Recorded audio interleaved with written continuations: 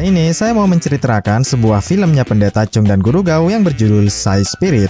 Film ini berkisah tentang permusuhan lama antara dua ayah untuk membuktikan anak siapakah yang paling unggul. Akan tetapi, kebetulan sekali anak mereka sama-sama menyukai sesosok hantu yang sangat pemalu. Wah, kira-kira gimana ya jalan kisahnya? Simak video ini sampai akhir dan tentu saja selamat menyaksikan. Mohon perhatian, pintu teater 1 susah dibuka. Pada suatu malam, ada seorang kaya raya bernama Tuan Ko menggelar acara syukuran atas kelahiran bayi barunya. Acara itu dihadiri juga oleh Guru Chung beserta istrinya. Sedari muda, Guru Chung dan Tuan Ko ini memang selalu berselisih. Tuan Ko menengok bayinya Guru Chung dan meledek bayinya itu jelek dan miskin. Begitu pula dengan Guru Chung. Guru Chung menengok juga wajah bayinya Tuan Ko dan menyarankan untuk memberinya nama Kentut saja. Walhasil, percekcokan pun terjadi. Beruntung, pertikaian mereka usai saat Guru Gao datang ke sana sebagai tukang ramal bayinya. Langsung saja Tuan Ko memberitahu tanggal lahir bayinya. Mula-mula Guru Gao memperhitungkan tanggalnya, kemudian menyentuh bayinya. Lepas itu, Guru Gao menyimpulkan bahwa usia anaknya itu takkan lebih dari 23 tahun. Tentu saja Tuan Ko dan hadirin pada melongo. Guru Gao menambah energi positif anaknya sangatlah rendah, maka berhati-hatilah jika sedang bulan purnama. Seketika itu juga si bayi menangis, karena ternyata malam ini adalah bulan purnama. Lantas Guru Gao didesak untuk melakukan sesuatu, dan Guru Gao pun melakukan ritual. Kemudian meletakkan kertas mantra itu di dinding atas. Ajaibnya si bayi langsung berhenti menangis. Usai melakukan ritual, Guru Gao pun diberi bayarannya. Sebelum benar-benar pergi, Guru Gao bilang bahwa anaknya itu akan mengalami kedewasaan dini alias berwajah boros. 20 tahun kemudian, terlihat ada pagelaran final tanding kungfu yang mempertemukan antara Guru Chung Kung Fu Club melawan Tuan Ko Kung Fu Club. Adapun perwakilan Guru Chung adalah Ngai Xing, putranya sendiri. Bahkan penjual cantik bernama Xiu pun ikut mendukungnya. Sedangkan anak Tuan Ko bernama asli Eric ini mewakilkan pertandingan final ini pada anggotanya saja bernama Saigon. Dan pertarungan final pun dimulai dengan satu tembakan dari sang kapten. Ngising dihajar habis-habisan, bahkan saat hendak keluar pun Saigon memasukkannya lagi.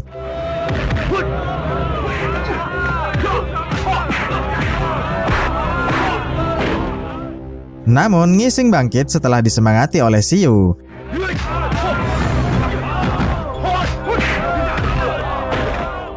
Dan Saigon pun kalah juga. Saat Guru Chung hendak mengambil trofinya, tiba-tiba Tuan Ko ingin menagih uang sogokan kalahnya kepada Ngising. Lantas Guru Chung menanyakan kebenaran itu, dan Ngising pun mengakuinya. Langsung saja Guru Chung pergi. Ngising mengejarnya untuk menjelaskannya, namun tiba-tiba dia menabrak seorang biksu.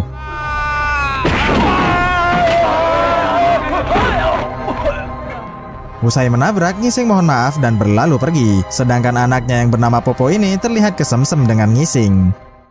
Setibanya Ngising di hadapan ayahnya, Ngising mengaku terpaksa menerima sogokan itu karena hadiah trofi itu sama sekali tak berharga baginya. Saat hendak dihajar, tiba-tiba Xiu dan ibunya datang mencegah. Ibu Xiu melarangnya karena jika mendiang istrinya melihat Ngising terbunuh, dia pasti akan sedih. Lantas Guru Chung pun menyerahkan hukuman Ngising ini kepada Ibu Sui saja. Perlu diketahui, Ibu Xiu adalah mantan gebetannya Guru Chung.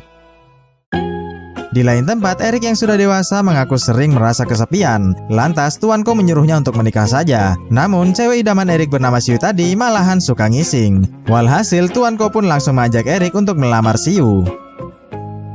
Beralih ke Ngising, saat sedang berduaan, Ngising menduga bahwa ayahnya itu masih menyukai ibunya Xiu. Xiu sendiri sangat takut jika Guru Chung menikahi ibunya nanti, sebab Xiu akan jadi saudaraan dengan Ngising dan tak bisa menikah. Xiu berharap ibunya menikah saja dengan Tuan Ko. Tak lama, seorang teman mengabarkan bahwa Tuan Ko datang ke rumah Xiu untuk melamar. Menyangka ibunya yang mau dilamar, mereka pun bergegas ke sana dengan girangnya.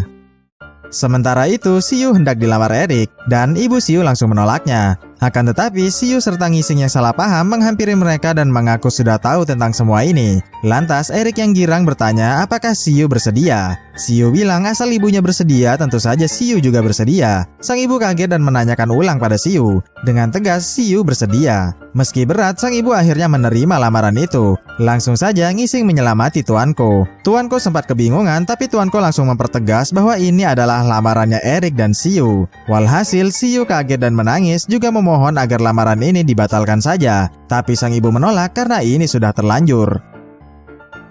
Usai dilamar paksa, Siyu dan Ngising berbohong pada Guru Chung bahwa Tuanko, musuh bebuyutannya, resmi melamar ibu Siyu. Mendengar itu, Guru Chung pun tak terima.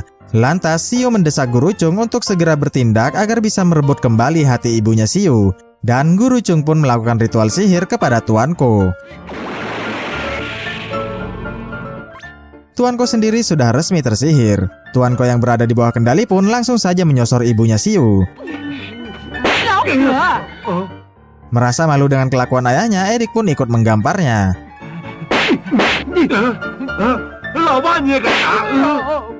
Dan diusirlah mereka dari rumah itu. Di malam harinya, di restoran, Erik yang galau terlihat sedang dihibur oleh dua kacungnya. Erik bilang dia sangat ingin melihat Siyu tanpa busana, dan kacung pun menyanggupinya. Singkat kisah, mereka bertiga manjat genteng rumahnya Siyu, dan Erik pun mengintip Siyu yang sedang mandi. Awalnya yang diintip Erik malah ibunya, tapi pada akhirnya Erik pun tetap sukses mengintip Siyu. Celakanya malam itu adalah bulan purnama. Guru Gao pernah bilang saat bulan purnama lah energi Erik sedang berada di titik terlemahnya. Tiba-tiba saja Erik terjatuh tepat di atas Siyu.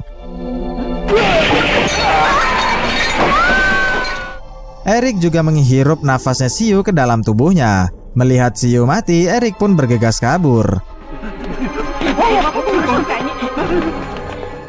Langsung saja sang ibu memeriksa Siyu dan berusaha menyadarkannya.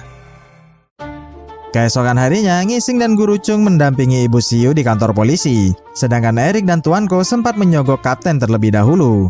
Curiga telah disogok, Guru Chung hendak mengingatkan kapten agar bersikap adil. Tapi sial, sang kapten mengancamnya. Walhasil, Guru Chung berbalik membela Erik. Bahwasanya Erik sepertinya sedang difitnah. Tentu saja Ngising dan ibu Siyu marah mendengarnya. Kemudian Ngising menghampiri ayahnya, kenapa jadi membela si Erik. Langsung saja kapten menodongkan pistolnya juga pada si Ngising.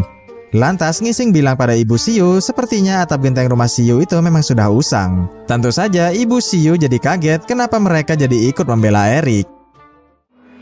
Sepulang dari kantor polisi, barulah Ngising bilang bahwa mereka tadi diancam pistol oleh sang kapten. Ibu Siyu tak menggubris dan tetap menangisi mayat anaknya. Ibu Siyu bilang dia tak akan mengubur Siyu agar Siyu bergentayangan dan membalaskan dendamnya pada si Erik. Beralih ke Erik, Tuanko mempekerjakan pengawal baru yang sangat tangguh untuknya karena takut akan ada ancaman setelah kasus ini. Adapun nama pengawal ini adalah Lieng. Tak lama datanglah Ngising beserta adik seperguruannya untuk membalaskan kematian Siyu. Kebetulan sekali Erik juga ingin menguji kemampuan pengawal barunya. Dan sang adik pun langsung tumbang.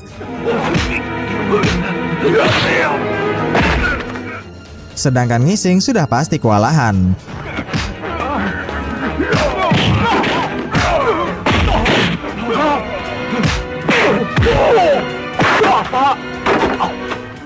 Tak lama datang jugalah Guru Chung ke sana. Guru Chung bilang dia hanya ingin menjemput anaknya, bukan untuk berkelahi. Dan mereka pun pergi. Di malam harinya, Siyu memanggil Guru Chung dan Ngising yang sedang lewat. Sayangnya, cuma Guru Chung lah yang mampu melihatnya. Ngising ingin melihatnya juga, tapi Guru Chung melarang karena dia sedang telanjang. Lantas, Guru Chung menyuruh Ngising untuk pulang dulu. Guru Chung memberi Siyu pakaian agar tak masuk angin. Kemudian Siyu bertanya bagaimana caranya agar bisa balas dendam pada si Erik. Guru Chung bilang Siyu harus membuat laporan dulu ke gerbang maut. Adapun lokasinya ada di arah barat. Dan Siyu pun menuju ke sana. Singkat kisah, tibalah Siyu di gerbang maut. Baru saja mau mendaftar, petugas langsung menolaknya karena peraturan tertulis menyatakan bahwa pendaftar itu harus berpakaian sopan. Setelah dari gerbang kematian, Siyu melihat Erik dan kacungnya baru keluar dari restoran. Erik sendiri kaget melihat kain putih melayang-layang. Sedangkan kacungnya mampu melihat sosok Siyu. Walhasil, Siyu pun kaget dan memutuskan untuk kabur saja. Kacung takjub dengan kemolekan tubuh Siyu. Keesokan harinya, saat sedang jalan-jalan bersama adiknya, tiba-tiba Ngising bertemu dengan Popo. Adik Ngising terlihat naksir padanya. Mereka sempat bertegur sapa sebentar, kemudian Popo pun pergi.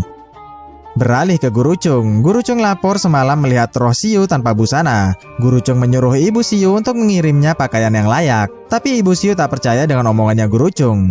Lantas, Guru Chung menunjukkan matanya yang sudah bintitan gara-gara melihat Siu tanpa busana semalam. Dan Ibu Siu pun mulai percaya. Di malam harinya, Ibu Siu mengirimkan baju untuk Siu ke alam gaib dengan cara membakarnya. Kemudian, Siu yang ada di alam baka didatangi 2 petugas untuk mengantarkan kiriman baju dari ibunya. Dan Siu pun terlihat senang karena tak lagi merasa malu. Beralih ke Eric, saat di restoran, Eric takjub melihat sosok Popo yang begitu cantik di matanya. Eric ingin mendekatinya, tapi Eric takut dengan ayahnya. Tak lama, datanglah Siu ke sana untuk balas dendam. Biksu sendiri menyadari akan kedatangan Siu. Lalu, Siu merasuki Eric. Kemudian, Eric menghampiri meja si biksu dan merayu Popo. Langsung saja, biksu melakukan ini. Usai tersadar, Eric protes kenapa biksu memukulnya. Biksu bilang Eric baru saja kerasukan. Karena Eric tak percaya, maka si biksu pun membuka mata batinnya. Sesaat melihat Siu, Eric pun mengejarnya. Tak lama, Kacung ikut membantu. Sedangkan pengawal dan Kacung lain hanya bisa heran melihatnya. Di lain tempat, Guru Chung mengaku mendengar Siu menjerit minta tolong. Lalu Ngising bertanya di mana Siu sekarang karena Ngising sangat ingin membantunya. Mendengar itu, Guru Chung langsung mengambil guci untuk kemudian melakukan ini. Lepas itu, Guru Chung melepaskan sukmanya Ngising. Dan Ngising pun datang menghajar Eric. Sialnya, karena Ngising kejar-kejaran di dekatnya si biksu, maka si biksu pun melumpuhkannya. Beruntung, Guru Chung mentransfer tenaga yang lebih besar lagi pada si Ngising. Tapi tetap saja Ngising kewalahan. Dan kaburlah mereka berdua. Merasa sudah aman, Siu pun berterima kasih banyak pada Ngising. Ngising juga mengaku sangat kangen pada Siu. Dari alam manusia, Guru Chung dan Ibu Siu merasa canggung melihat gerakan tubuh Ngising yang sangat mencurigakan. Tak lama kemudian, sukma Ngising kembali dan terbangun dari tidurnya. Langsung saja, Guru Chung bertanya apakah Ngising telah bersenggama dengan Siu tadi. Mendengar itu, Ibu Siu langsung protes karena kata-kata Guru Chung terlalu lugas. Lantas, Ibu Siu mengulangi pertanyaannya dengan kata yang bersifat istilah. Dan Ngising pun mengaku telah melakukannya, karena memang Siu juga menghendakinya. Mendengar itu, Guru Chung bilang pupus sudah kebahagiaannya. Lantas, Ibu Siu bertanya memang apa hubungannya senggama mereka dengan kebahagiaan Guru Chung. Guru Chung bilang jika mereka menikah, maka tujuan Guru Chung untuk mempersunting Ibu Siu jadi gagal total. Mendengar itu, Ibu Siu justru menyalahkan Guru Chung kenapa tidak dari dulu saja menikahi dirinya. Di lain tempat, Eric mengenalkan ayahnya pada si biksu yang telah menyelamatkannya dari gangguan Ngising dan Siu tadi. Sekalian saja, Tuanko bertanya apakah si biksu bisa membuat hidup Eric lebih dari usia 23 tahun? Belum beres menjawab, Eric langsung menjanjikan hadiah besar pada si biksu jika mampu membantunya. Eric berjanji akan mendirikan kuil di daerah sini agar si biksu bisa menyebarkan agamanya dengan mudah. Dan biksu pun mau membantu Eric. Singkat kisah, si biksu terlihat hendak melakukan ritual pada si Eric.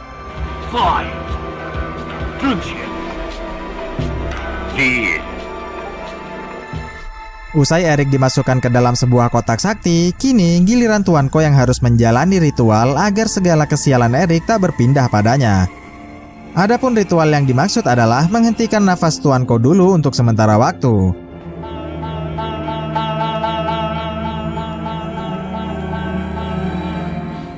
Dan berhenti bernapaslah Tuanko.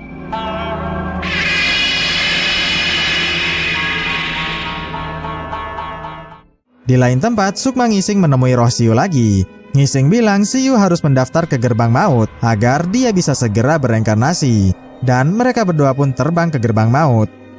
Setibanya di sana, mereka sempat berpelukan untuk yang terakhir kalinya. Dan mendaftarlah Siu ke sana. Akan tetapi, tak lama kemudian Siu kembali diusir.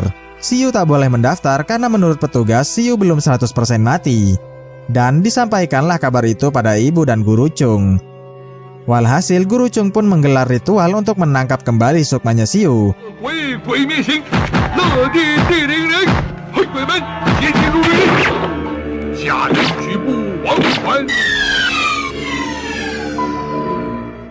Usai ritual, Ibu Siu membangunkan putrinya tapi tak kunjung bangun juga. Lantas, Guru Chung membangunkan rohnya Siu saja kemudian menanyakan kenapa. Siu bilang tenaganya tak cukup untuk bangun karena pada saat itu Eric menghirup semua nafasnya. Usai tahu penyebabnya, Guru Chung dan Ngising pun bergegas mengambil nafasnya Siu pada si Eric. Singkat kisah, tibalah mereka di rumahnya Tuan Ko. Guru Chung terkejut mendapati Tuan Ko sudah mati. Kemudian Ngising bertanya di mana si Erik. Kacung bilang Erik sedang istirahat di kamarnya karena dia sedang sedih. Guru Chung sendiri merasa curiga dengan kematian Tuan Ko yang sangat mendadak ini. Walhasil Guru Chung pun melakukan ini.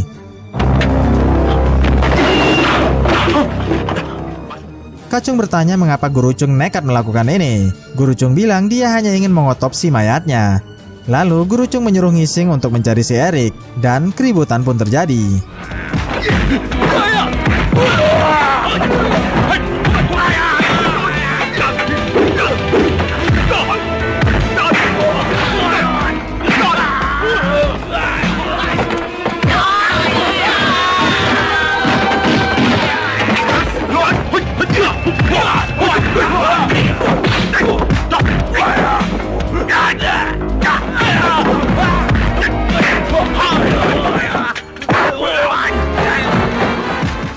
Bertemu dengan pengawal lagi, adik Ngising pun tumbang lagi.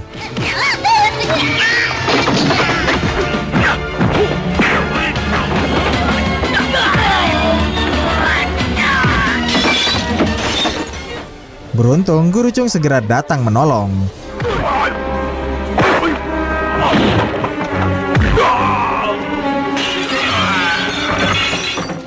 Usai bertarung, Ngising bertemu Popo di halaman belakang.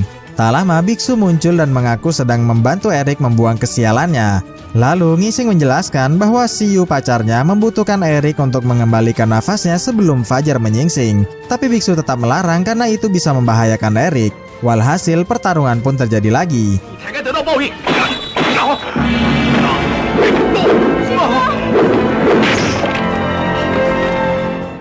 Lalu Popo yang naksir Ngising pun memohon agar ayahnya menghentikan serangannya itu. Untungnya Guru Chung keburu datang membantu, dan pertarungan sengit pun terjadi. Di saat mereka bertarung, Ngising terus berupaya menembus ruangannya Erik.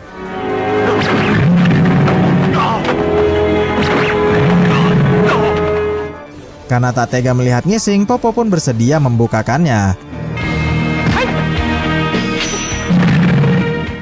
Usai Popo membuka pintunya, Guru Chung segera masuk untuk menyelamatkan si Erik.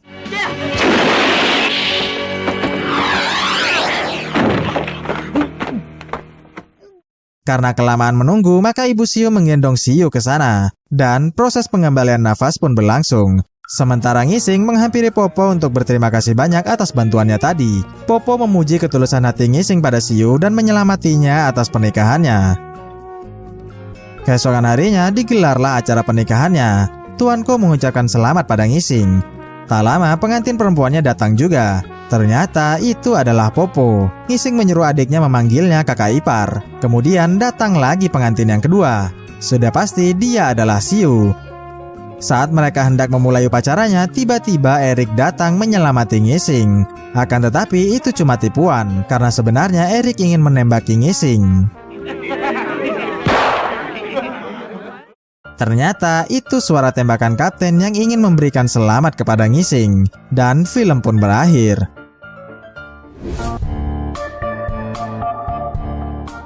Ya itulah tadi akhir dari rekaman film Psy Spirit. Bagaimana menurut juragan filmnya? Seru nggak? Tolong beritahu saya di kolom komentar ya, nanti akan saya baca. Terima kasih telah menonton video ini sampai akhir dan jumpa lagi di video berikutnya. Dah!